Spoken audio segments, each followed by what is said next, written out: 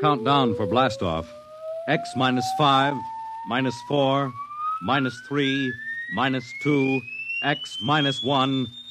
Fire!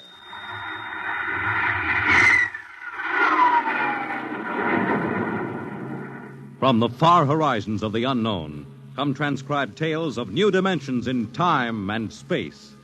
These are stories of the future, adventures in which you'll live in 1,000,000 could-be years on 1,000 would-be worlds. The National Broadcasting Company presents X minus 1.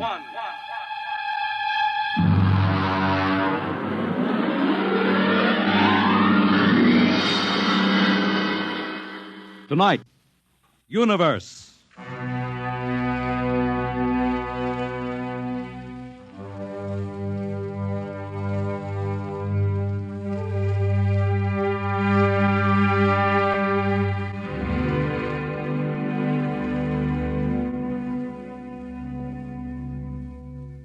We are just beginning to discover how boundless our universe really is.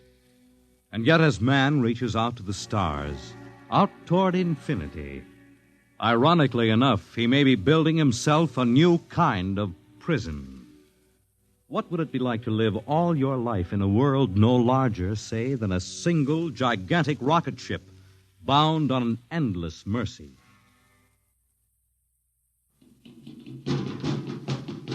Hugh, look out! You all right? Yes, just missed me. What was it? A mutant with a slingshot, I think.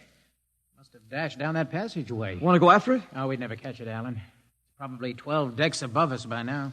I didn't think they ever came down this far. Trolls usually get them before they reach this level. Well, they get more daring with each generation. This one looked like a female. Male or female, it might have killed us. I told you this trip was pure foolishness, climbing 24 deck levels to hear a crazy old man rave. All right, Alan, we're almost there now. Let me see, compartment X, 15, level 24.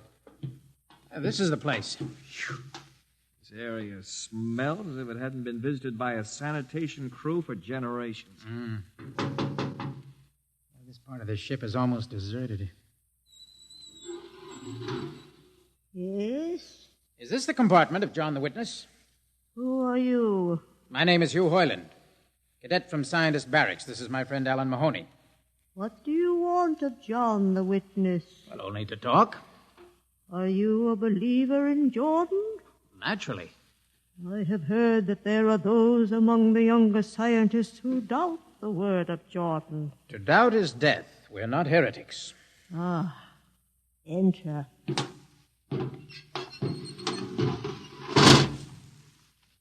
I've brought you a gift of tobacco, grown on the richest level. Oh, it smells good. I assure you it's of the best. Wait here. I'll get him. What a rat's nest. Shh. Well, what the devil do you think he can tell you? Alan, I'm not sure.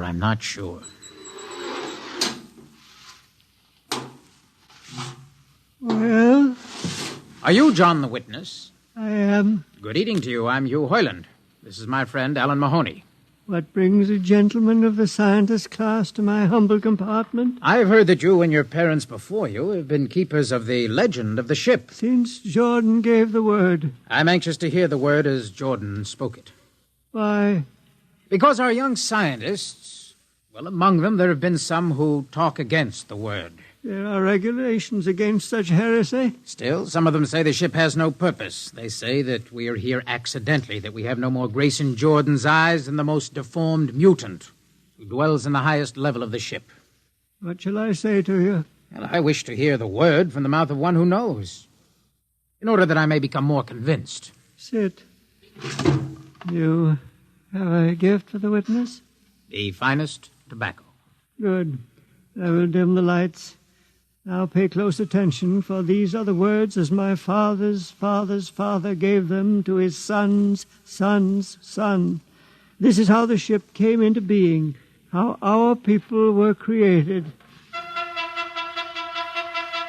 In the beginning there was only Jordan, thinking his lonely thoughts. Out of his thoughts came a vision. Out of the vision came a planning, and out of the planning came decision. Jordan's hand was lifted, and the ship was born. Mile after mile of good compartments, tank after tank for gold and corn, ladder and passage, door and locker fit for the needs of the yet unborn. He looked on his work and found it pleasing, meet for a race that was yet to be. He thought of man, and man came into being. Then Jordan checked his thoughts and searched for a key.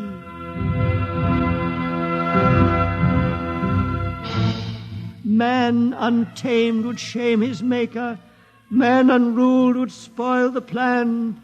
So Jordan made the regulations, and order came to the works of man. A crew he created to work at their stations, scientists to guide the plan. Over them all he created captain, made him judge of the race of man. Thus it was in the golden age. These are the true words? As my father's father taught them. But what of the strange beast-like people on the upper levels of the ship? Surely Jordan did not create them. Jordan is perfect. All below him lack perfection. You have heard of the legend of Huff? I have heard that he mutinied against Jordan. Darkness swallowed the ways of virtue. Sin prevailed upon the ship. And before wisdom prevailed in the bodies of Huff and his followers were fed into the converter, some of the rebels escaped and lived to father the mutants. They are tainted with the sins of their fathers. Witness, one more question. Speak. What is the ship? The ship is a great sphere, 25 kilometers wide and 100 levels deep. I know that, but the upper levels. Regulations forbid us to venture into the upper levels, but it is said that beyond the levels of the mutants lies the forbidden place where Jordan's spirit prevails. So I've heard, yet something troubles me. Something which prompted my coming here. Yes, my son. What lies beyond the ship? What? What lies beyond the ship? This is heresy. Answer me. I will not permit such talk. The ship is complete. The ship is universal. The ship is everywhere. The ship is endless. Your mutterings are those of a frightened old man. They answer nothing. You question the words. I think you lie. Hear me, Mr. Hoyland. For what you have already said, I can have your body fed into the converter, your soul launched on the endless trip. You threaten me. Hugh, for Jordan's sake. Do you think I fear this dried fig of a man? Hugh! Sir, my friend is impetuous. He does not understand. I might be persuaded to forget a substantial gift. Why, you pig. Hugh! Alan, come on. The sight of this so-called holy man offends me. No, you shall not leave. Don't try to frighten me with that gun, old man. Remain where you are, heretic. I warn you, put down that gun. No, closer. Drop it. No, very well, then. Death to the heretic. Alan, get him. Oh, Alan. He's not breathing. Is he dead? I don't know. Come on, Hugh. We've got to get out of here. Right. Now where? We can't go back. They'd feed us into the converter before we could even... What's that? An alarm. That old woman must have turned it in. Come on, Alan. The patrol will be here in no time. Where can we go? Yes, where? The upper levels. No, the mutants. We'll have to take our chances. Come on, Alan. Let's go. Listen, that's the patrol. Come on, we've got to climb. There's a hatchway down the corridor. All right, quickly. Oh, we fire! Alan, up, ladder, up. Come on, Alan, come on.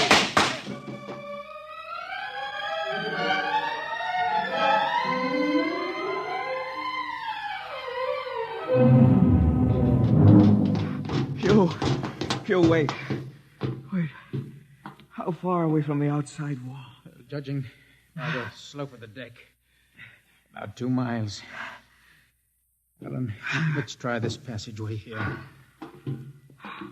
If you hadn't asked him that stupid question. Now, there's no use going over that. But why did you do it? I've been thinking about it for a long time.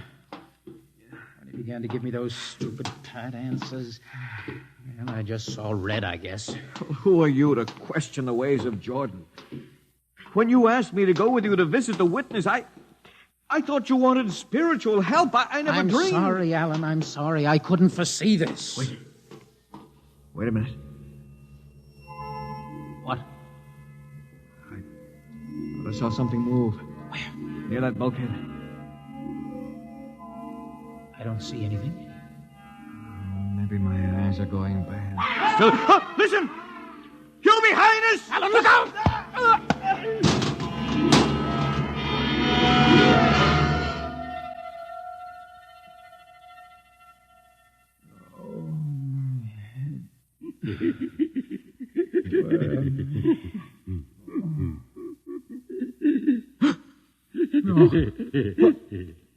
What are you? Put away that knife. Keep away from me, you. Don't kill him. Not yet. Who are you? You must forgive my friend Bobo. Like so many of my people, he's rather impetuous where members of the so-called super race are concerned. Who are you? What place is this? As you can guess from my leg, I'm a mutant. Mutant. Where is Alan? Your friend is dead. Dead. I was not able to restrain my people in time to save him. Why don't you destroy me and get it over with? We do not kill for pleasure, Mr. Heinlein. Only when necessary. You know my name? I read your identification tag. Who are you? Mutants can't read. My name is Gregory. Gregory? I'm a leader of my people. You see, although we are unfortunate in our heredity, Mr. Heinlein, many of us are quite intelligent. And why do you live like animals? We'd rather live like free animals than like regimented slaves, as you do. I've heard you practice cannibalism. Undoubtedly, you hear many things about us. You turn your head. Why? That monster. I've never seen a creature like him. Bobo is an unfortunate. He was born without the power of speech. How can you tolerate such a monstrosity? We've learned to live with difference. If we began to destroy our imperfects as you do on the lower levels, there would soon be no one left. It violates the regulations. The word of Jordan states Mr. specifically Heinlein, your people are really quite primitive and barbaric. You dare say that to me? I dare say a good deal more. Let us go to my compartment and speak further. I'm always interested in information on the lower levels. I'll give you no information. Bobo. No. I want Mr. Heinlein in my cabin, please. No! I would advise you to go quietly, Mr. Heinlein. Bobo has a hatred of superior beings, which is unfortunate, but quite understandable. Proceed.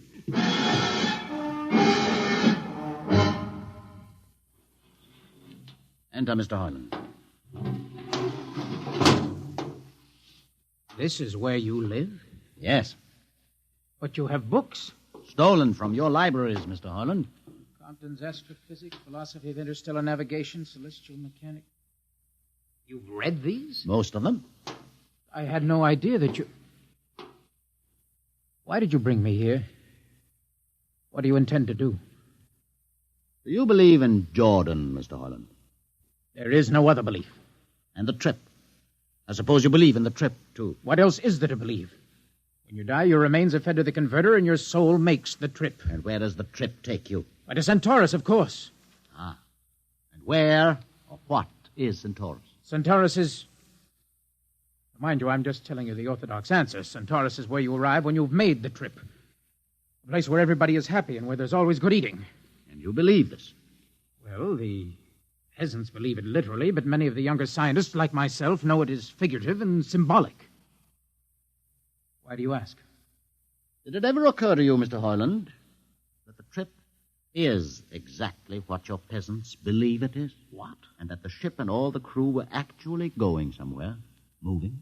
The ship can't go anywhere. It already is everywhere. Imagine a place bigger than the ship, much Bigger? with the ship inside it, moving inside it. There can't be any place bigger than the ship. There just wouldn't be any place for it to be. Oh, for half's sake, listen. You know the lowest level? Of course. If you started digging a hole in the lowest level, where would that hole go? It's forbidden to think such thoughts. Where would it go? I can't think about it. Bobo, we're going to take Mr. Heinlein to the place. No. Where are we going? To the top level. But that's certain death. Nonsense. I've been there 1,000 times. Come along. No, I won't. I won't. You can't make me. I think we can. No, please. Now, shall we proceed peacefully, or shall I have Bobo persuade you?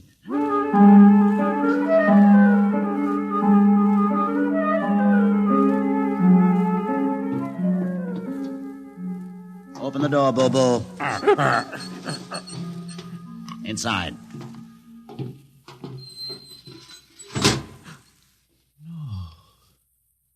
What place is this? This, Mr. Hoyland, is the main control room. Why, Mr. Hoyland, you're trembling. It isn't true.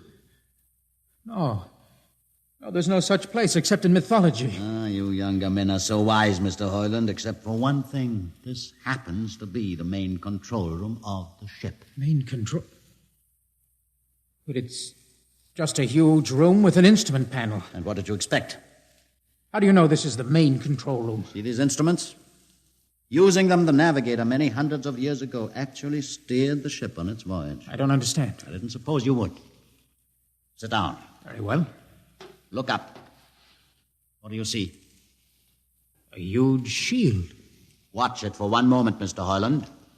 You're going to see something that few of us have ever been privileged to witness.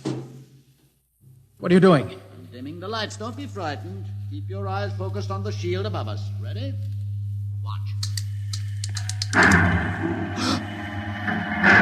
It's sliding back. Ghost of Jordan.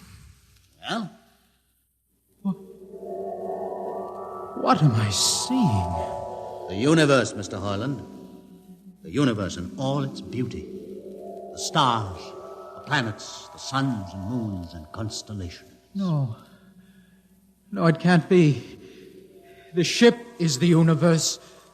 There is nothing but the ship. Ah, but there it is. You see it before your eyes, spread out like a canopy of glory. Do you still deny it? Answer me, Mr. Hoyland. Do you deny it? No, I can't deny it. They've lied. They lied to all of us. Good. I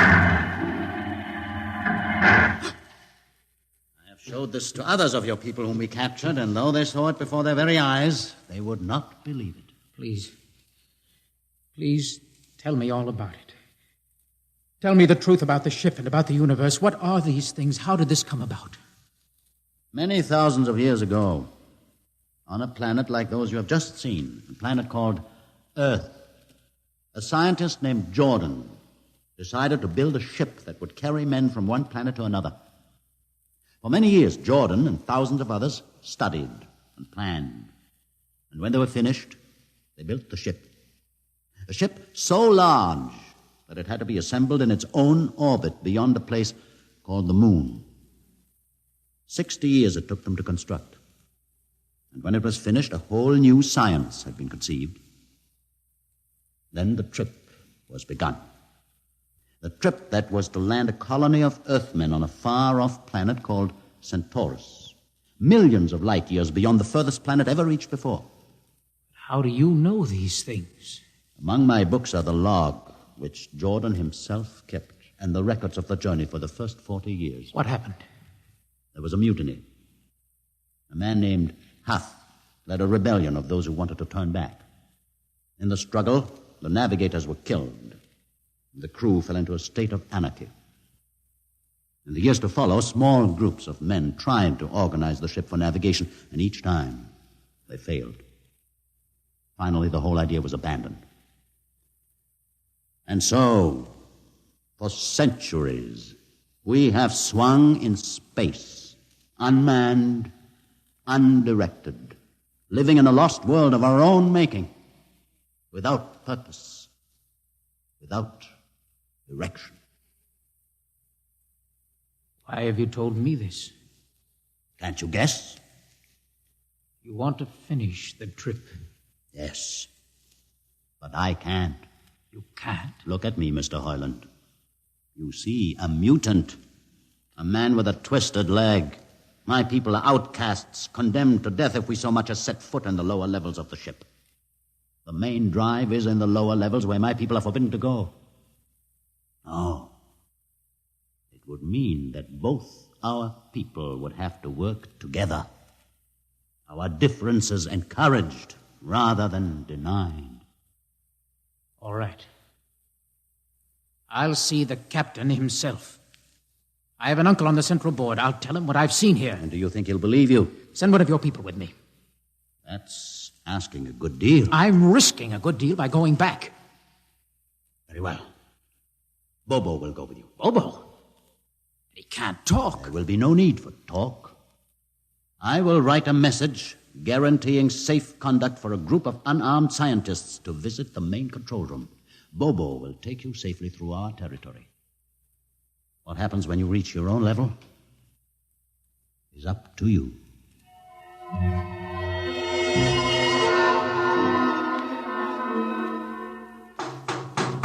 One moment.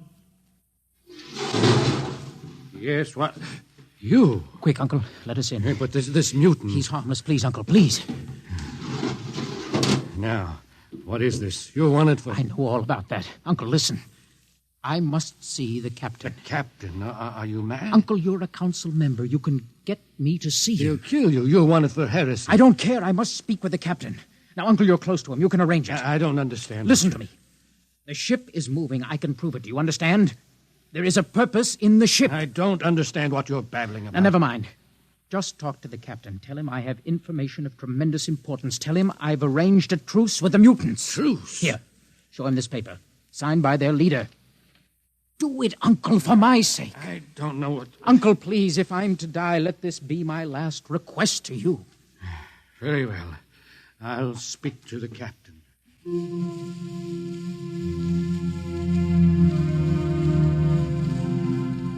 And you say, Mr. Hoyland, that you saw this with your own eyes? I swear it, Captain. I swear it on the word of Jordan.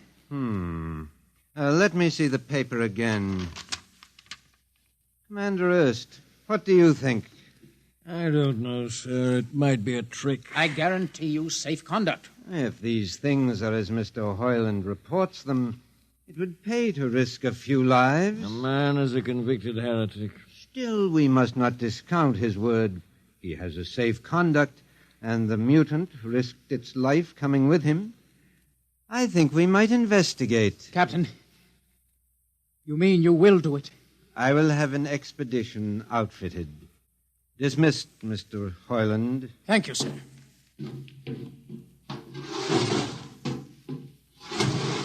Captain, do Commander you... Erst, Sir. you will make the necessary arrangements for an expedition. And I trust you understand. Perfectly, sir. Perfectly.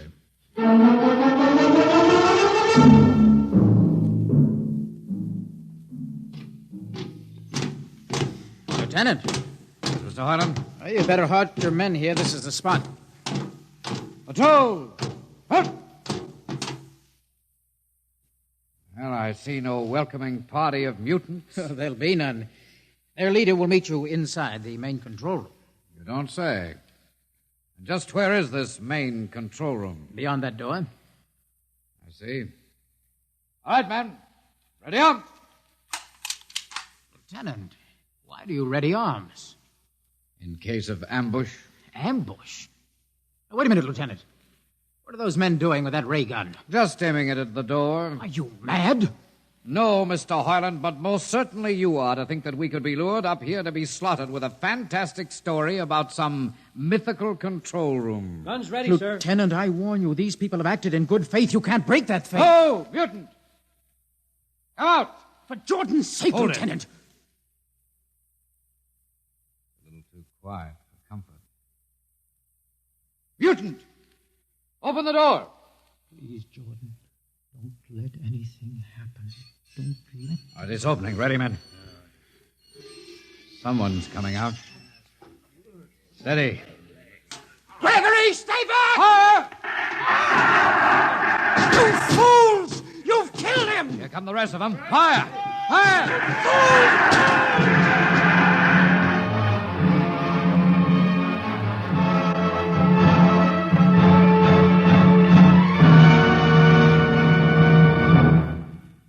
That should teach them a lesson they won't forget. All right, men, inside the room.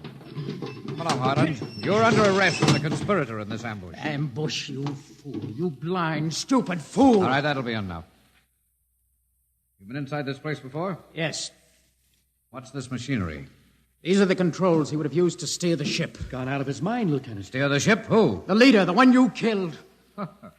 This ugly mutant? This ugly mutant. happened to be a man of true genius. Why, you're mad. Am I?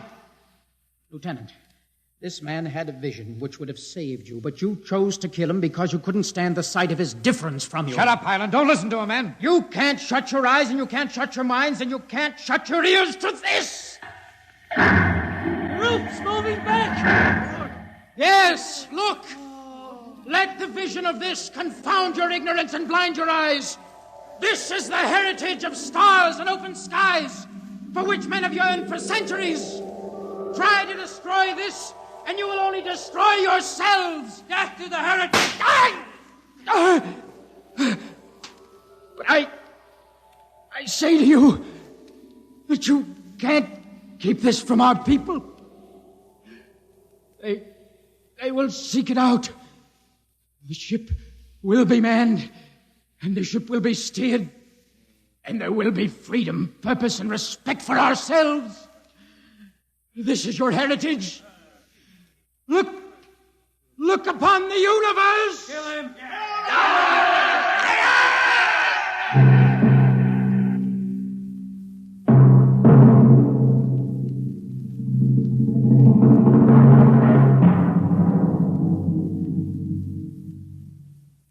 X-1 has just brought you Universe, a story written by Robert Heinlein and adapted for radio by George Lefferts. Heard in the cast were Donald Buca as Hugh, Peter Capell as Gregory, Bill Griffiths as Alan, Abby Lewis as the woman, Edgar Staley as the witness, Jason Johnson as the uncle, John Seymour as the captain, and Ian Martin as the lieutenant. Your announcer is Fred Collins. X-1 is directed by Fred Way and is a transcribed NBC Radio Network production.